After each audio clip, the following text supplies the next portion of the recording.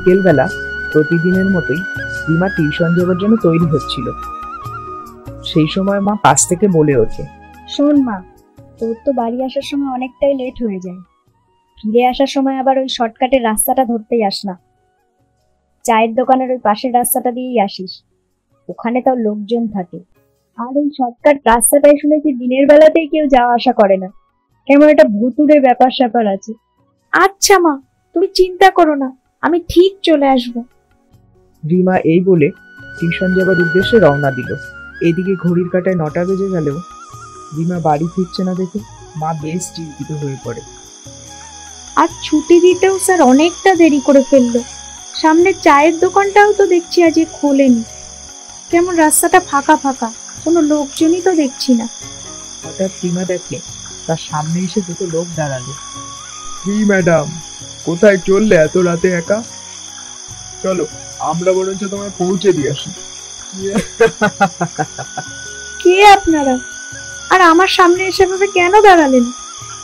আমি আপনাদের সাথে কেনই বা যাব? আমি তো আপনাদের চিনিই না।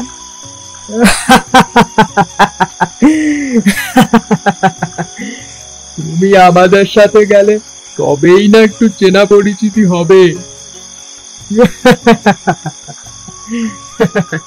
রিমা কোনো উত্তর না দিয়ে জোরে হাঁটা শুরু করলো। লোক দুটিও রিমার পিছু নিল।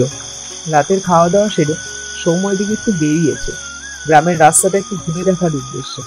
হঠাৎ সৌম্যর চোখে পড়ে দুজন লোক একটা মেয়ের পিছু নিয়েছে। সৌম্য ব্যাপারটা বুঝতে পেরেই রিমার সামনে গিয়ে বলে ওঠে, কি রে বোন, আজ তোর এত দেরি হলো যে? এই কথাটা বলা মাত্র পেছনের লোক দুটো আস্তে আস্তে ওদের পাশ কাটিয়ে চলে যেতে থাকে। দাদা আপনি কে, আর আপনি কি আমায় চেনেন?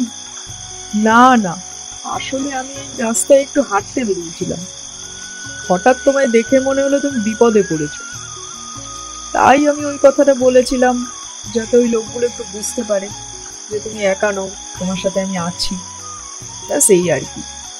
সত্যি দাদা, আপনি আজ না থাকলে যে কি হতো। তোমার বাড়ি কোথায়? চলো তোমায় ছেড়ে দিয়ে আসি। দুজন তাদের বাড়ির উদ্দেশ্যে রওনা দেয়। কি রে, তোর আজকে এত দেরি হলো যে? আর ইনিই বা কে তোর সাথে? রিমা মাকে সব ঘটনাগুলো খুলে বলল। সব শুনে মা বললেন, সত্যিই বাবা, আজ যদি তুমি না থাকতে তাহলে যে কি হতো। তুমি ওর রক্ষা কবচ হয়ে দাঁড়িয়েছিলে আজ। আন্টি, আপনি শুনলাম ভূতের ভয়ের জন্য ওকে শর্টকাট ধরতে বারণ করেছিলেন। আমাদের সমাজে এখন অদৃশ্য ভূতের থেকে কিছু মানুষরূপী নিকৃষ্ট জানোয়ারের ভয়টাই বেশি। সাবধানে রাখবেন বলবে, আর সাবধানে থাকবেন। বলছি দাদা, কাল তো রাখি পূর্ণিমা, তাহলে কাল একবার এসো না আমার বাড়িতে। আমি তোমাকে রাখি পরাতে চাই, কারণ তুমিই তো আমার রক্ষা কবচ। আচ্ছা বোন, আমি কাল আসবো তোমার হাত থেকে রাখি পরতে।